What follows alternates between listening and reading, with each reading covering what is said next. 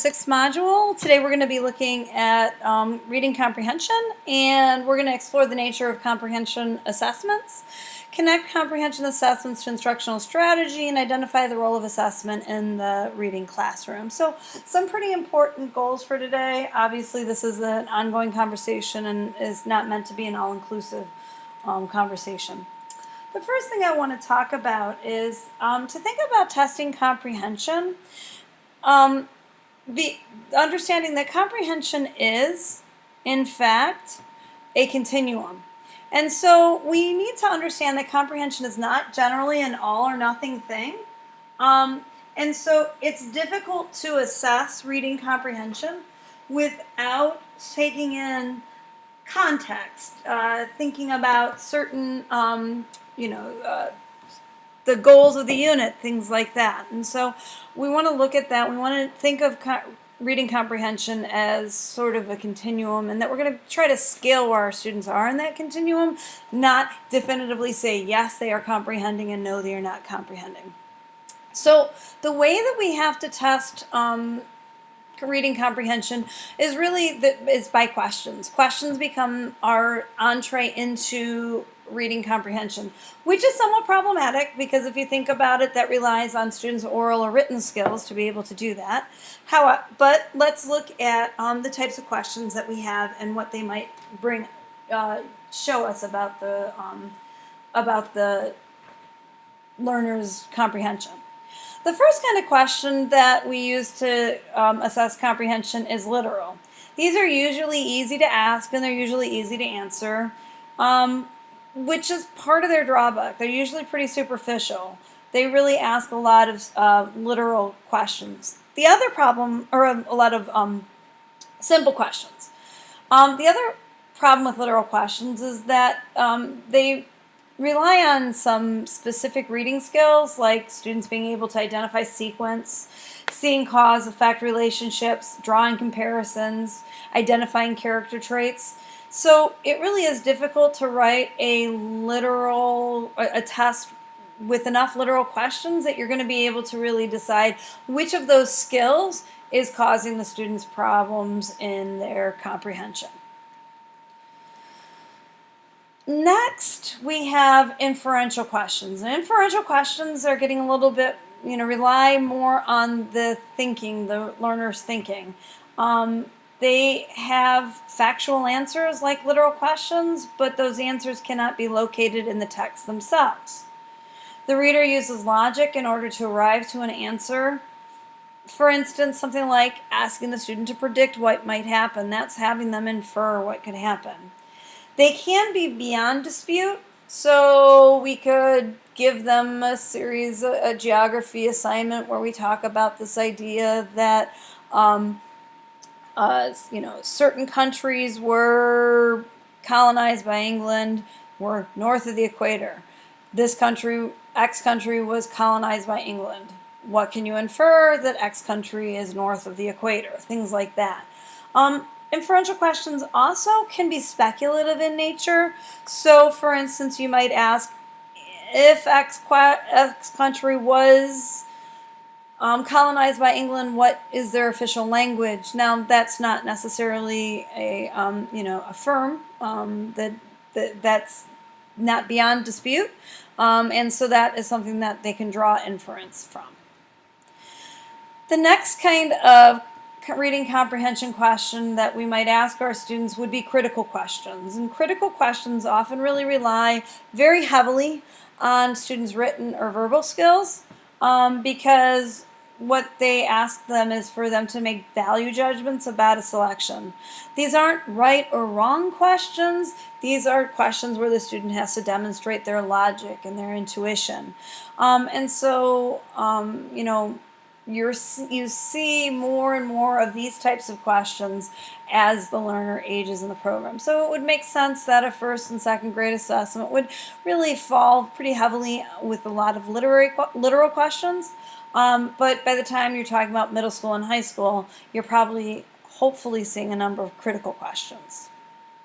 All right. Regardless of what kind of question you are asking your student, it's really, really important that questions be text dependent. I have here an example from a textbook that I read where they talked about, crows are large black birds that have wings and feathers. And what you can see is that to answer the question, like, what color are crows, you really didn't need to read that passage because most readers would know that. Have you ever had a pet crow? Again, there is value in that. We talk about reader response. We talk about engaging reader in the text personally. But for assessment purposes, that's not helping you in understanding the reading comprehension. So these are things that you have to think about. Whether or not you are actually needing, your reader is actually needing to go to the text to be able to answer the text, or can they use background knowledge to be able to answer the questions. All right. It's really difficult to assess what's going on. Comprehension can be limited to poor decoding. It can be due to a lack of background knowledge. It can be because the students are engaging in poor reading strategy. It can be developmental. And so there is a lot that we need to look into when we have a student that's exhibiting that is exhibiting reading comprehension difficulties. The pathway to figure out what is going on is a very complex pathway. And, that is because we know about the box and the constrained. That's why some of those earlier tests will be useful in helping, that we talked about the first couple of weeks, will be useful in helping us to kind of figure out that pathway. So, for instance, the poor decoding skills, that's a constrained skill. And so if you encounter a student that's demonstrating comprehension skills, often in with upper elementary, definitely by middle school and high school, we don't think enough about looking at their decoding skills and trying to figure out if the decoding skills could be what is contributing to the comprehension problems. But it's an easy place to begin because it is a constrained school. These are constrained skills. Phonics and fluency testing will let us know very quickly, give us a read of what's going on, and maybe not tell us definitively whether or not that's the problem, but certainly can tell us definitively whether or not that is contributing to the problem. But when you start to get to questions of comprehension, language knowledge, word identification, then you start to get into the unconstrained skills. This gets more difficult. That's why we really need to start to look at our assessment strategies to be able to develop. So for instance, I have a student who I'm not quite sure if it's background knowledge that is contributing to their lack of comprehension on a text that we're reading. I did this when I was teaching high school. When we would encounter like a Shakespeare text, I wasn't sure if they just lacked some of the background knowledge about, say, Elizabethan England. So I would offer the students resources that they could use to get the background knowledge that would be there. So I'd give them the background knowledge to understand, let's talk about marriage during Shakespeare's time. Give them that background knowledge, read the scene, and then listen to see whether or not they were able to understand it better with the background knowledge. And so, in assessment strategies, really, we need to start to play games with assessments a bit to be able to figure out whether or not some of these unconstrained skills are in fact the problem.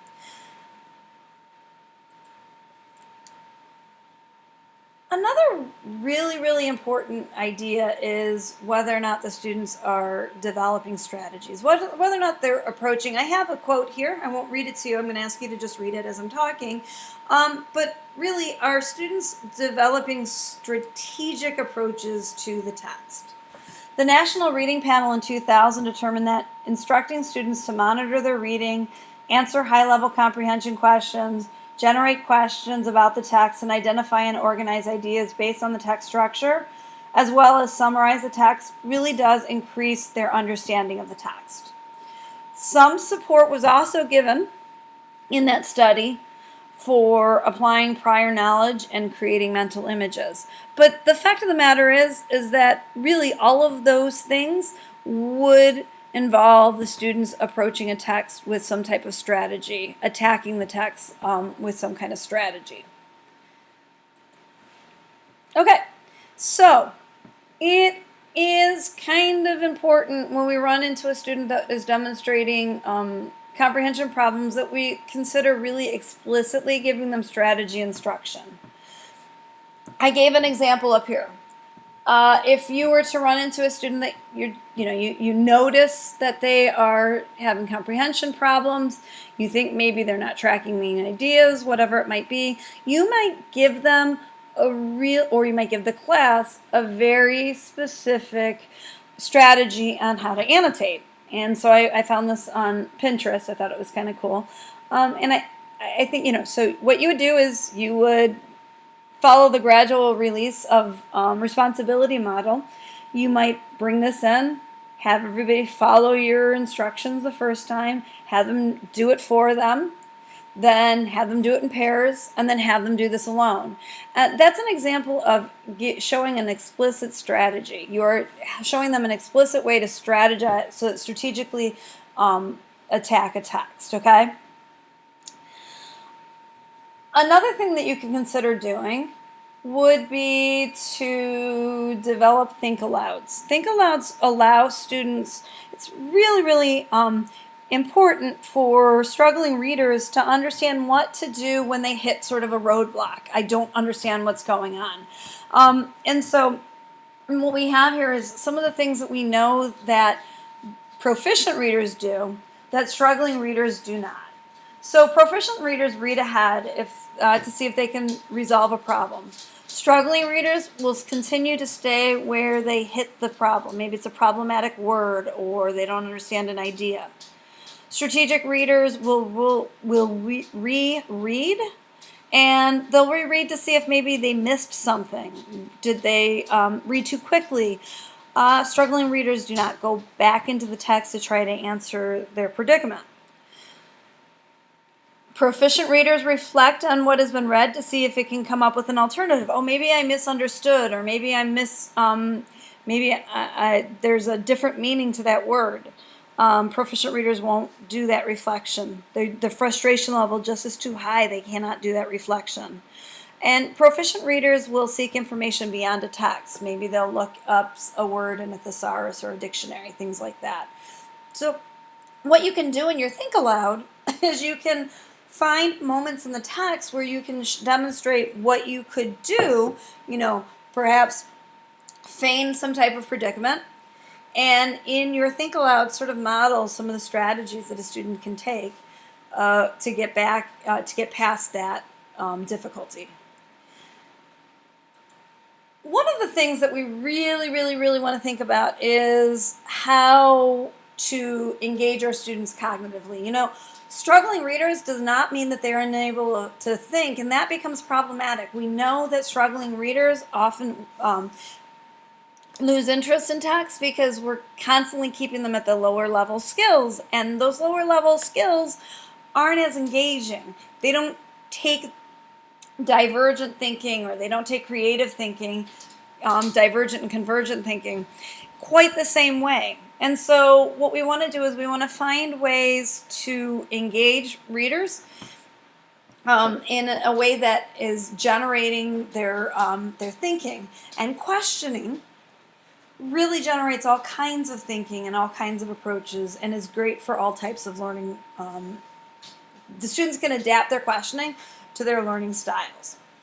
So some of the questioning techniques that I have encountered in the past would be something like Manzo's request, which was a strategy where the teacher would read a text with the class, they would stop, and they would call on a student and ask that student to ask the teacher a question.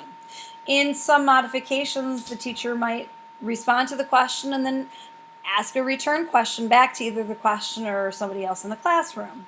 So request is one. The question-answer relationship strategy is when the students are asked to consider questions that are right in their text, and then are are then given a pattern, and they're asked to then search over things that to consider. So you look for a literal question, and then you think about, they ask them to go deeper. Questioning circles is another example.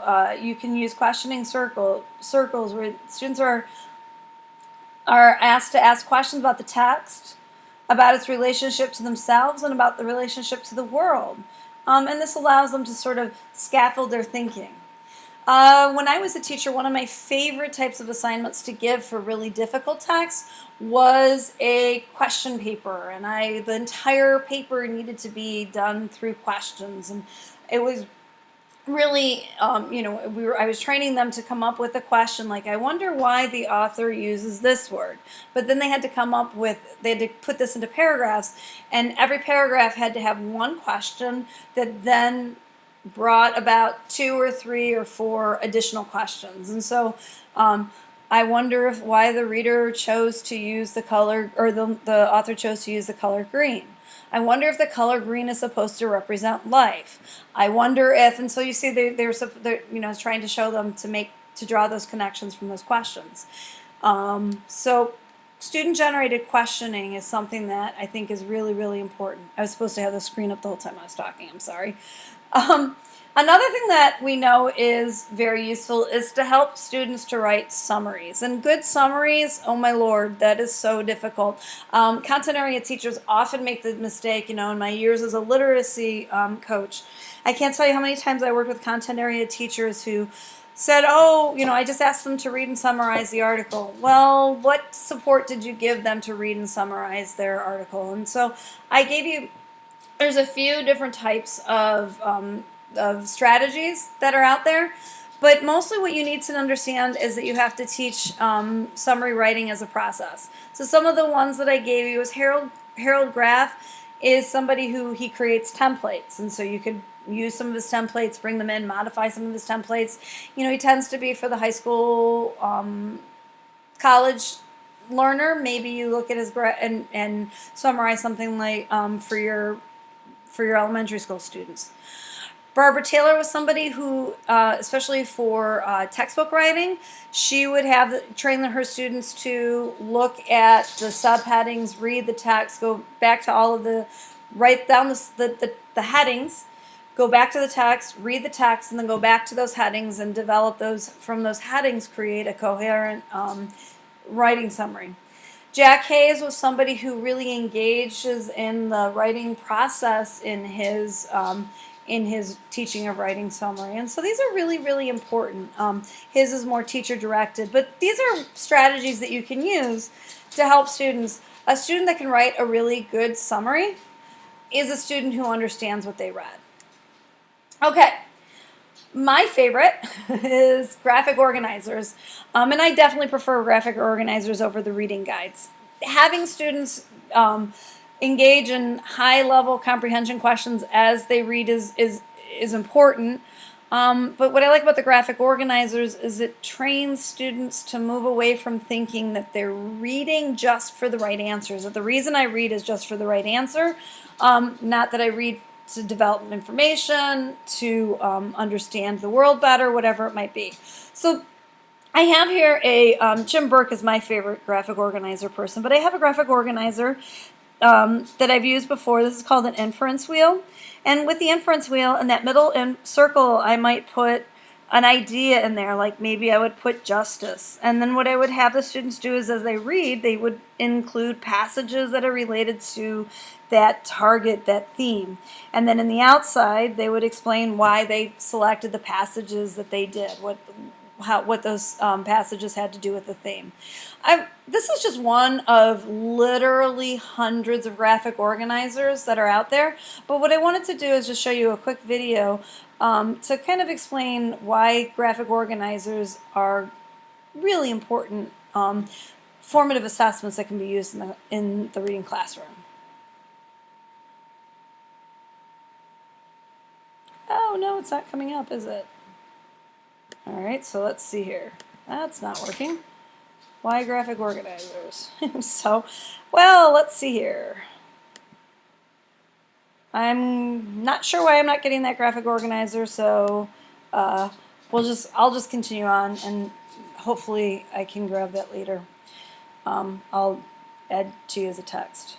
Okay, so what we always want to do when we are assessing is we want to think about what a proficient reader can do, because then when we're designing our assessments, we can think about what are some ways that we might be able to make explicit the reading process that our students are going through, so that we can maybe start to understand what could be contributing.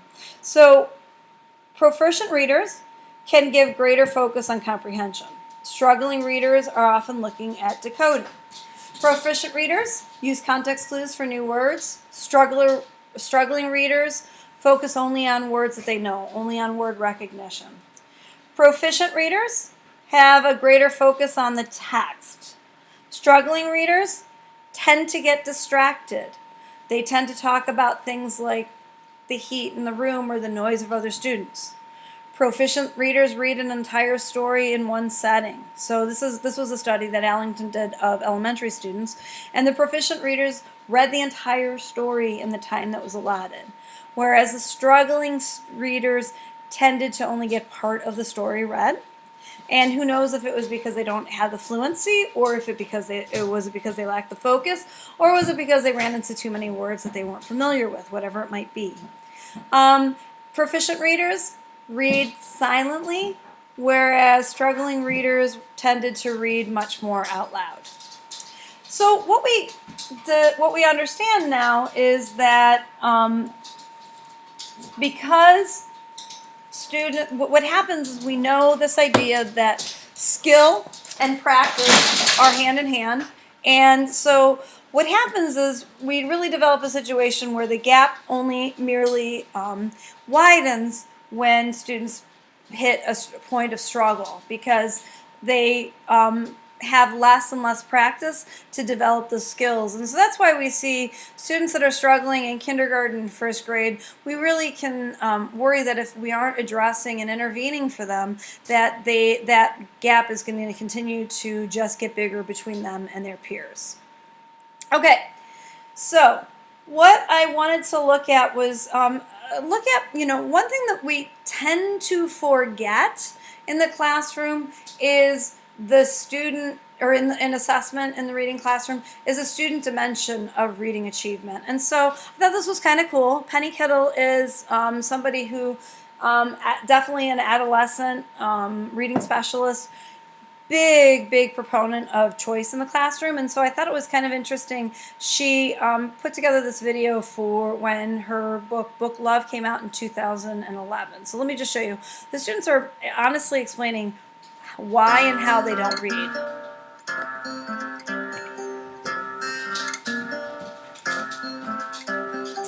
In high school, did you do the required reading? No. Like any of it? None. None of it? None. Wow. I think I read probably 2. Out of 3 years? Me too. Out of the 3 years, probably 4 or 5. 2 that I can remember actually reading. I didn't really do it. Did you do any of it?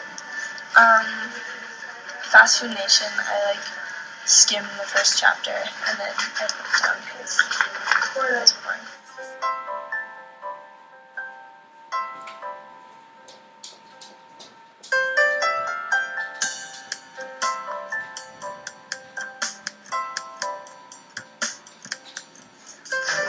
Probably. Oops. I don't base what I said off other people. My comments would be sort of what they said in different words.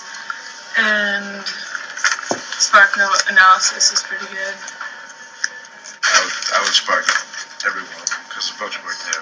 Well, last year we used to have discussions in class, so I just listened to what everybody else was saying, and then when it came time to write the essay, I'd do that, so I know where to skim in the book, and then if I really like it, I'd spark it. Well, this really gets back to the American dream, and you just make a bunch of stuff up.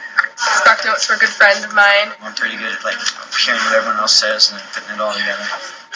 Spark notes help. Okay, I'll leave it there. but you get the idea. What we have here is, a number of students who are just basically explaining how they compensated. So in this situation, there is nothing that a teacher can do to identify the reading comprehension problems if the student isn't reading in the first place, right? Or reading, not just comprehension problems, any reading problems. So one of the things that we really want to think about is some of the other dimensions, the personal dimensions, the qualitative dimensions to reading. And so in the background, I have this really cute, it's called Professor Garfield. It's a cute reading survey for students. And so I would ask students questions like, how would you feel about reading on a Saturday? And it gives them all of these different emoji Garfields for the students to circle. And doing something like this would give a teacher a read on their students and their students' identity as readers, being able to attend to those readers. So think about what role maybe reading inventories, interviews, or other ways to understand how students perceive themselves, how that might factor in, whether it's having them write an autobiography of themselves as a reader, something like that. Penny Kittle, who was the one that whose video I showed you there, she would tell you that choice is really, really important, that whenever possible to include choice. Now, I know that for many of us that's not possible, and for some of us that's not even preferable. Working with the class set is really helpful in being able to hone in these skills. So balancing that is something that you might consider, or maybe finding ways to provide choice would be useful, even if you can't do it all the time. Think about the use of technology, audio visuals, and graphic novels, basically allowing students to attack some of these reading skills, like the reading skill of cause and effect. That could be really looked at by looking at one of those fun shorts that that you see from Pixar, right, that are often in front of their movies. Like, you could really look at things like character traits in that, and that would be a good way to let the students practice their reading skills in a different way, and maybe for some students in ways that kind of take away some of the frustration. Really consider whether or not you have culturally relevant books for your students. Are these things that they care about? I taught in the canon as well. I understand it, and so being able to connect sort of classic books to current experience would be important. Be something that I would really encourage you to consider. And finally, this idea of engaging with students in book talks, maybe modeling, sharing with them. I do remember going to an in-service that talked about this back when my children were young, and the person giving the in-service said that she had a butcher block paper, and on the butcher block paper she recorded everything she read that year, and I was like feeling guilty because with my young children in the home, I was afraid that the butcher block paper wouldn't get very filled and I wouldn't do a lot of good modeling. But there are a lot of ways that you can talk about books, and you can talk about your joy in books.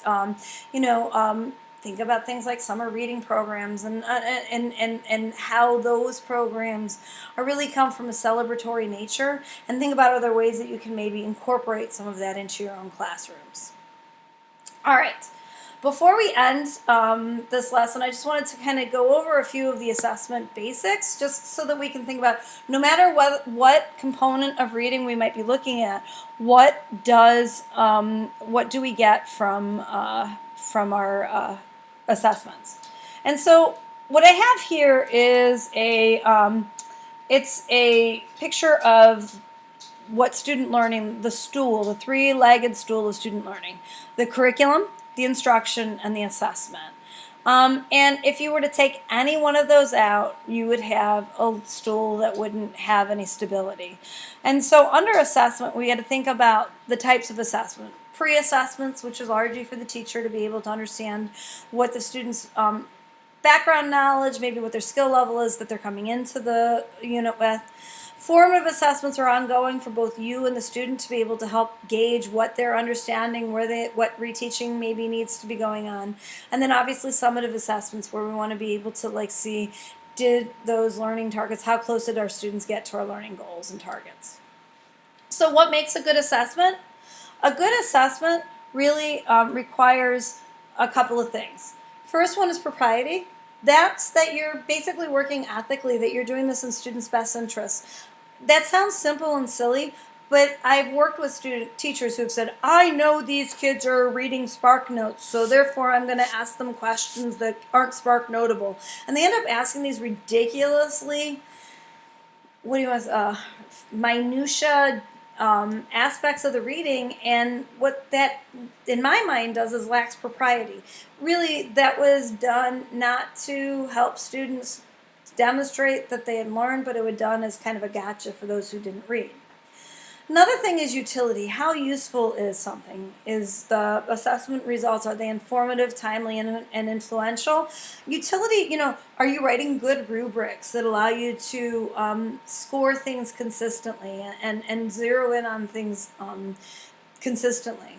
Are they timely? If I give a test this week but don't give it back to the students for a month, there really isn't a lot of utility in that. They can't adjust their learning based on that. That's why feasibility is really, really important. You have to think about, can something be implemented and planned? And that also means looking at what else you're doing within the unit, how much grading, how quickly can you turn things around. All of those things are kind of good things to consider when you're thinking about feasibility. And obviously, very importantly, is accuracy. How do we make sure that we're measuring what we think we're measuring and that we have information that is valid? So in order to do that, we really have to, work through the standards, and we want to be able to, unpack the standards. Most of us have been through activities where we've unpacked the standards. We've looked to see what content is contained in the standards, what sub-skills would be included in the standard, what level is the standard written at, so we can understand how what level we should be teaching to. Then obviously comes the planning stage, where you're going to map out the objectives of the instruction, you're going to determine the emphasis, and you're going to determine the assessment to be given. These are all things that happen before you even begin teaching. So this is basic backwards design, but it's really important that we think about those things when we think about teacher-made assessments. So the last thing I want to leave you with is this idea that responding to assessments really isn't the end of it. Responding to assessments are, we have to start to think about whether or not we're going to include interventions, modifications for students that do pull forward, what are we going to do with the students that aren't achieving? What kind of further probing might we want? So I run into a student that has problems. What are some things that I can do to better understand them? And what roles might revision and redo have in this? Okay?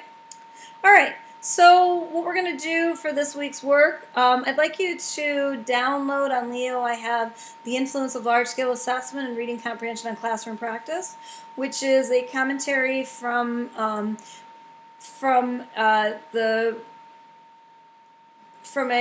larger book. And so what I'd like you to do is I would like you to look at that and read that, and then I have a prompt for you on Leo under the forum, and I'd like you to do that. And then obviously I'd like you to continue working on your field experience project. Okay, thank you, and have a nice week. And if you have any questions, as always, feel free to send me an email.